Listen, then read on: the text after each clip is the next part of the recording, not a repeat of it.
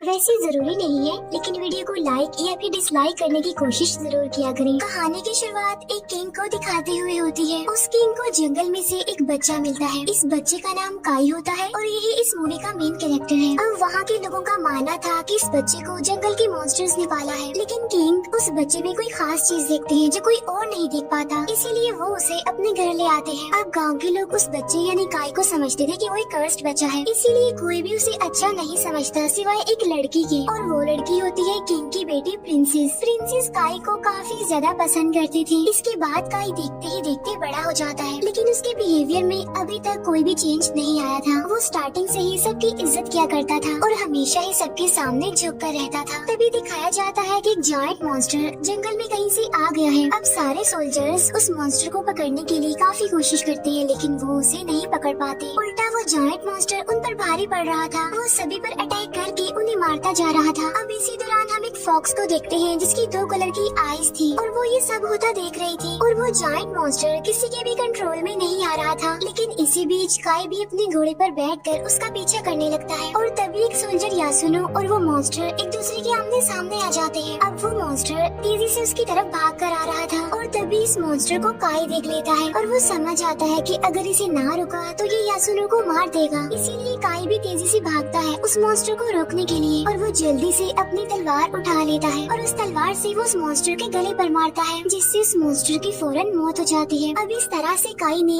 यासुनो की जान बचा ली थी, लेकिन यासुनो इतना ज्यादा सेल्फिश होता है कि वो काई से कहता है कि तुम्हारे हाथों से बचने से बेहतर था मैं मर ही जाता। अब उसकी इस बात से काई काफी हर्ट होता है। इतनी ही देर में किंग भी वहाँ पर आ जाते हैं। अब यहाँ पर सब यही सोच रहे होते हैं कि उस मॉन्स्टर को मारा है यासुनो ने, और यासुनो भी किसी को सच्चाई नहीं बताता कि काई ने मारा है उस मॉन्स्टर को, ना कि मैंने। एनीवे किंग अब यासुनो को उस मॉन्स्टर का एक सिंह रिस्पेक्ट के तौर पर देते हैं। वहीं पर एक कमांडर भी खड़ा हुआ था जो किंग का सबसे खास आदमी था, और इनका नाम ओइशी था। अब ओइशी काई के हाथों पर लगा हुआ खून देख लेते हैं और वो समझ जाते हैं कि इस मॉन्स्टर को काई ने मारा है। अब यहाँ पर हमें ये बात तो क्लियर हो जाती है कि राजा एक अच्छे इंसान थे। इसके बाद हमें दूसरे किंगडम का राजा दिखाया जाता है जिसका नाम कीरा होता है। अब कीरा अपनी एक खास साथी जो कि एक विच थी उसके साथ मिलकर दूसरे किंगडम पर कब्जा करने का प्लान बनाता है, यानी वो काई के किंगडम पर कब्जा करना चाहते थे। अब जंगल में 2 आंखों वाली फॉक्स जो हमने देखी थी वो कोई और नहीं बल्कि यही विच थी। अब वो विच कीरा को काफी इंसिस्ट करती है कि इस फेस्टिवल पर हम जरूर जाएंगे। इसके कुछ दिन बाद फेस्टिवल स्टार्ट हो जाता है। इस फेस्टिवल में सबसे बड़ा किंग भी आया हुआ था। सबसे बड़ा किंग यानी जो सारे किंगडम्स का लीडर होता है, और वही सबसे बड़ा राजा भी होता है। अब किंगडम्स के राजा की बात सबको माननी पड़ती है और उसी का ही हुक्म चलता है। अब यहाँ पर एक खेल होने वाला था। सभी किंगडम्स का एक एक वॉरियर आगे आएगा और वो आपस में लड़ेंगे, और जिस किंगडम का वॉरियर जीत जाएगा उस किंगडम की रिस्पेक्ट बढ़ जाएगी। अब दूसरी किंगडम यानी कीरा की तरफ से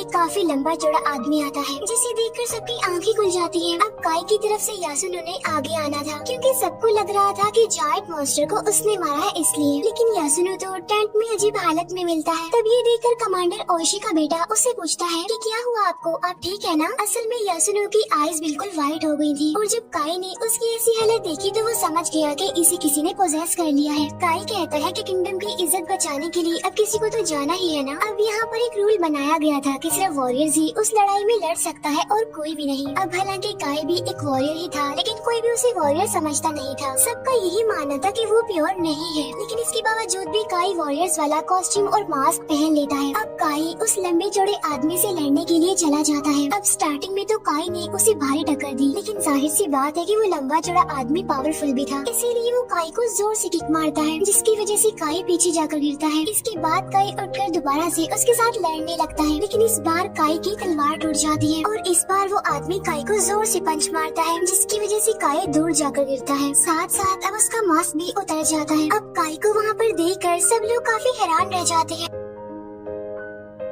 अब किंगडम्स का राजा जब ये देखता है कि वो वॉरियर नहीं है तो वो वहाँ पर आता है। वो काई से पूछता है कि तुम वॉरियर नहीं हो तो फिर तुम यहाँ पर क्या कर रहे हो? अब तुम्हें इस बात की सजा मिलेगी, और वो सजा सिर्फ मौत है। अब जैसे ही काई की गर्दन को तलवार से काटा जाने लगा था तो प्रिंसेस उसे बचाने के लिए फौरन भागकर वहाँ पर आ जाती है। अब किंगडम्स के राजा ने उसे मौत की सजा से तो माफ कर दिया था, लेकिन उसने कहा कि सजा फिर भी मिलेगी, और वो ये कि अच्छे से इसकी पिटाई कर दो, इसे मारो पीटो। तब राजा के हुक्म पर काई को बहुत ज्यादा मारा जाता है। इसके बाद हम रात को विच और कीरा को एक साथ देखते हैं। असल में वो प्लान बना रहे थे कि उन्होंने आज रात ही काई के राजा को मार देना है। अब यहाँ पर विच एक प्लान बनाती है और वो किंग के रूम में जाती है। वहाँ जाकर वो किंग को पोजेस कर लेती है। अब जैसे ही किंग पोजेस होते हैं तो वो देखते हैं कि कीरा उनकी बेटी यानी प्रिंसेस से मिसबिहेव कर रहा है। इसीलिए किंग तलवार लेकर नींद में ही कीरा को मारने के लिए चला जाता है। अब जैसे ही किंग कीरा को मारने लगते हैं तो सभी सोल्जर्स आकर उन्हें पकड़ लेते हैं। अब यहाँ पर राजा पूरी तरह से पोजेस्ड थे और जब ओशी भी उनकी आंखों का ये हाल देखते हैं तो वो भी समझ जाते हैं कि राजा को किसी ने पोजेस किया हुआ है और सभी किंगडम्स का राजा भी वहाँ पर आ जाता है। और जब उसे ये बात पता चली कि किंग ने कीरा को मारने की कोशिश की है तो वो किंग को समझाता है कि तुमने बहुत गलत किया है, वो तुम्हारे घर मेहमान था और तुमने सोते हुए उसकी जान लेने की कोशिश की। ये तो बहुत बड़ी गलती है जिसकी सजा सिर्फ मौत है, क्योंकि सबके साथ इंसाफ होगा, फिर चाहे वो कोई राजा हो या फिर कोई आम आदमी हो। किंगडम्स का वो राजा किंग से कहता है कि तुमने इस किंगडम के लिए बहुत मेहनत की है, इसीलिए हम तुम्हें एक रिस्पेक्ट वाली, एक इज्जत वाली मौत देंगे, यानी तुम खुद अपने हाथ से अपनी ही जान लोगे। अब वहाँ का ये माना था कि जो इंसान अपनी जान खुद लेगा तो ये एक रिस्पेक्ट वाली, इज्जत वाली बात है। अब किंग अपनी इस पनिशमेंट को पूरी ईमानदारी से कबूल करते हैं और वो अपने पेट में चाकू घुसा लेते हैं। अब ओशी ना चाहते हुए भी इसमें अपने राजा का साथ देता है और किंग का सर ही धड़ से अलग कर देता है। अपने बाप की मौत को देखकर प्रिंसेस बहुत ज्यादा दुखी होती है। इसके बाद किंगडम्स का राजा बहुत ही गलत फैसला कर देता है। वो कहता है कि हम ये किंगडम कीरा के हवाले कर रहे हैं और प्रिंसेस के पास 1 साल का टाइम है जिसमें कि वो अपने फादर की मौत का दुख मना सकती है और उसके बाद प्रिंसेस की शादी कीरा से कर दी जाएगी। अब क्योंकि कीरा को सारे पावर्स मिल गई थी इसीलिए वो इस बात का नाजायज फायदा उठाता है। वो सबसे पहले किंग के खास कमांडर ओशी को प्रिजनर बनाता है। इसके बाद किंग के जितने भी अच्छे लोग थे उन सबको प्रिजनर बना दिया और काई को उसने एक आइलैंड पर भेज दिया। इसके बाद वो 1 साल गुजर जाता है। अब ओशी की सजा भी खत्म हो गई थी इसीलिए उसे आजाद कर दिया जाता है और जब ओशी का बेटा अपने फादर को देखता है तो वो उन्हें घर ले आता है। अब ओशी के दिल में सिर्फ एक ही चीज थी और वो था बदला। वो कीरा से अपना बदला लेना चाहता था, उसे मार कर। सबसे पहले तो अपने किंग का बदला, उसके बाद किंग के लोगों के साथ उसने जो किया उसका बदला। इसीलिए वो अपने बेटे से पूछता है कि हमारे बाकी सोल्जर्स कहाँ पर हैं? जिस पर उसका बेटा जवाब देता है कि वो सारे जंगल में छुपकर रह रहे हैं। अब यहाँ पर ओशी अपने बेटे के थ्रू अपना मैसेज अपने सोल्जर्स तक पहुँचाता है और ओशी खुद भी किसी को लेने के लिए चले जाते हैं। ओशी उसी आइलैंड पर चले जाते हैं जहाँ पर काई को भेजा था। वो देखते हैं कि इस आइलैंड का तो बहुत बुरा हाल है, लोग सरेआम ही शराब पीते हैं, बुरी बुरी चीजें करते हैं। इसके बाद ओशी अंदर चले जाते हैं जहाँ पर वो देखते हैं कि फाइट चल रही है और ये फाइट एक आदमी और एक जायंट मैन के बीच चल रही थी। वो जायंट मैन उस दूसरे आदमी पर भारी पड़ रहा था लेकिन फिर देखते ही देखते वो आदमी उस जायंट मैन का सर ही धड़ से अलग कर देता है। ये इंसान कोई और नहीं बल्कि काई था। अब ओशी वहाँ के लोगों से कहते हैं कि मैं भी फाइट करना चाहता हूँ, इसीलिए उन्हें भी अंदर भेज दिया जाता है और वो दोनों एक दूसरे के आमने सामने थे। अब लड़ाई के दौरान ओशी काई को समझाने की काफी कोशिश करते हैं कि मैं हूँ ओशी, क्या तुम मुझे नहीं पहचान रहे हो? लेकिन काई तो उसे नहीं पहचान रहा था, जैसे उसकी याददाश्त चली गई हो। वो लगातार ओशी पर अटैक कर रहा था। अब यहाँ पर ओशी खुद को बचाने की कोशिश भी कर रहे हैं, साथ साथ काई को समझाने की कोशिश भी कर रहे हैं, लेकिन काई तो अब भी उन्हें नहीं पहचानता। लेकिन जब ओशी ये कहते हैं कि हमने प्रिंसेस को बचाना है, उसके दुख का 1 साल खत्म हो गया है और अब कीरा से उसकी शादी कर दी जाएगी तो हमें उसे बचाना है। अब यहाँ पर काई को सब कुछ याद आ जाता है, इसीलिए वो दोनों लड़ने की एक्टिंग करते हैं और लड़ते लड़ते वो वहाँ से बाहर आ जाते हैं।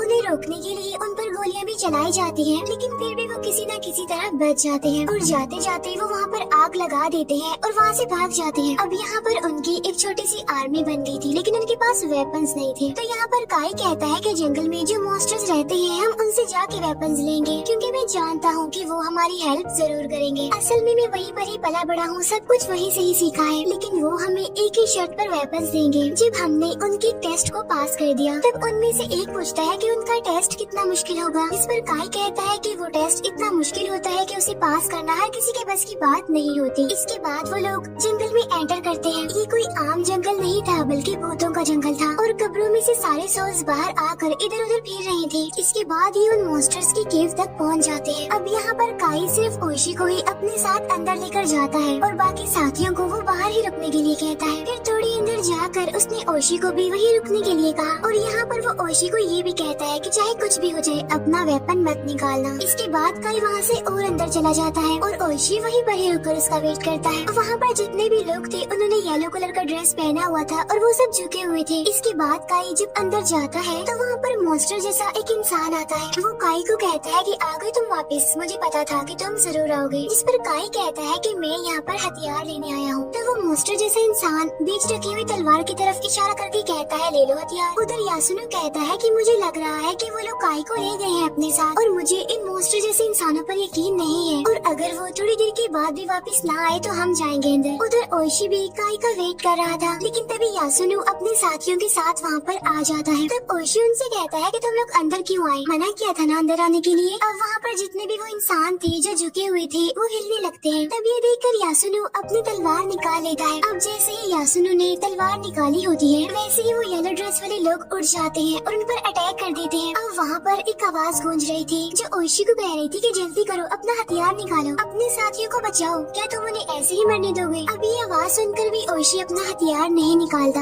उधर काई और वो मॉन्स्टर जैसा इंसान तलवार से सेम दूरी पर खड़े थे। अब पहले काई उस तलवार की तरफ बढ़ता है और बाद में वो मॉन्स्टर जैसा इंसान। अब क्योंकि उस मॉन्स्टर जैसे इंसान में पावर्स थी इसीलिए वो आगे बढ़ रहा था तेजी से। लेकिन यहाँ पर हम ये जान पाते हैं कि वो सारी पावर्स काई के पास भी थी, क्योंकि बचपन में उसने सब कुछ इन लोगों से ही तो सीखा था। तो इसीलिए काई उससे भी ज्यादा स्पीड में आगे आकर वो तलवार ले लेता है। उधर दिखाया जाता है कि ओइशी ने अपनी तलवार नहीं निकाली तो सब कुछ पहले जैसा हो गया। बात ये है कि उसके साथी तो अंदर आए ही नहीं थे, उसे सिर्फ विजन दिखाया जा रहा था ताकि वो अपना हथियार निकाले। उसने तलवार इसीलिए नहीं निकाली क्योंकि उसे काई की बात याद थी कि चाहे कुछ भी हो जाए हथियार नहीं निकालना। अब क्योंकि इन्होंने उन मॉन्स्टर जैसे इंसानों का टेस्ट पास कर लिया तो इसीलिए सारे हथियार उन्हें मिल जाते हैं और अब ये टोटल 47 रोनिन हो गए हैं। अब यहाँ पर मैं आपको ये बता दूं कि रोनिन आखिर होते कौन है।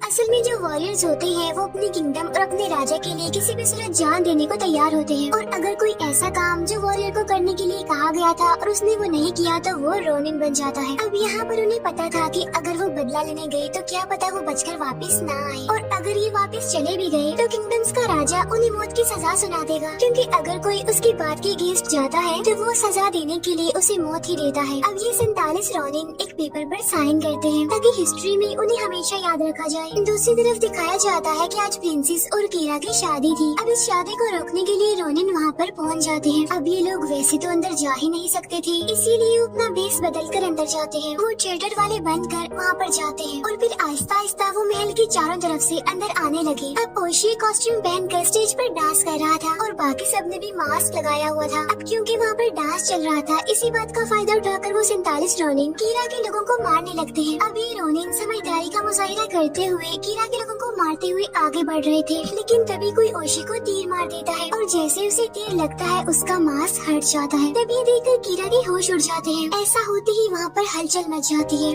कीरा और 47 रोनिन के बीच फाइट होने लगती है। वहाँ पर बिल्कुल जंग का माहौल बन गया था। अब हालांकि 47 रोनिन कीरा के बहुत सारे लोगों को मार चुके थे, लेकिन इसके बावजूद भी उनकी लड़ाई जबरदस्त हो रही थी। इसी बीच काई भी प्रिंसेस के पास पहुँच जाता है। उधर ओइशी भी कीरा के पीछे पड़ा हुआ था। जैसे ही काई प्रिंसेस को ये कहता है कि हमें एक होने से कोई नहीं रोक सकता, तो तभी वहाँ पर वो विच आ जाती है और तभी अचानक से वो विच अपने असली रूप में आ जाती है, यानी वो एक ड्रैगन थी और साइज में भी काफी बड़ी थी। अब यहाँ पर काई हिम्मत करके बहादुरी से उसका मुकाबला करने लगता है, लेकिन वो तो हर जगह फैल चुकी थी और मुँह से आग निकाल रही थी। अब काई अपनी तलवार बाजी को इस्तेमाल करता है और वो उस विच को मार देता है। उधर ओइशी भी कीरा पर भारी पड़ रहा था। ओइशी कीरा को कहता है कि मैंने तुम्हें कहा था ना कि मैं सबका बदला लेकर रहूंगा तुमसे, और ऐसा कहकर ही वो कीरा का सर ही धड़ से अलग कर देता है। अब उसने कीरा का सर अपने हाथ में पकड़ा होता है। तब कीरा के सर को उसके हाथ में देखकर लड़ाई रुक जाती है। अब यहाँ पर 47 रोनिन जीत गए थे और उन्होंने अपना बदला भी ले लिया था कीरा से। लेकिन जब वो सभी किंगडम्स के राजा के पास जाते हैं तो राजा उन्हें कहता है कि तुमने ये काम मेरी मर्जी के खिलाफ किया है। मैंने कहा था कि कोई अटैक नहीं करना, कोई बदला नहीं लेना, लेकिन तुमने फिर भी ऐसा किया, इसीलिए अब तुम्हारे लिए सिर्फ मौत की सजा है। लेकिन तुम सब रिस्पेक्ट यानी इज्जत वाली मौत ही मरोगे, क्योंकि बेशक तुम मेरे खिलाफ गए लेकिन तुमने अपने राजा को इंसाफ दिलाने बचाने के लिए अपनी जान की परवाह भी नहीं की। इसीलिए मैं तुम्हें इज्जत की मौत देना चाहता हूँ। यानी तुम भी तुम्हारे राजा की तरह खुद ही अपनी जान लो, यानी खुद ही अपने आप को मारो। अब यहाँ पर ओशी उसकी ये बात मान लेता है। इसके बाद दिखाया जाता है कि उन सब ने व्हाइट कलर का ड्रेस पहन लिया है और खुद को मारने के लिए वो बिल्कुल रेडी है। और ये सब देखकर प्रिंसेस रो रही होती है। फिर किंगडम्स का राजा ओशी के बेटे को वहाँ से उठा देता है और कहा कि तुम अपनी जान मत लो, क्योंकि मैं चाहता हूँ कि ओशी का कोई तो एक जिंदा बचे उसकी निशानी के तौर पर। इसके बाद वो सब अपनी जान ले लेते हैं। रिस्पेक्ट वाली मौत मिलती है उनको, बिल्कुल वॉरियर की तरह। तब उन्हें देखकर प्रिंसेस रोने लगती है और यहीं पर ये मूवी दी एंड हो जाती है।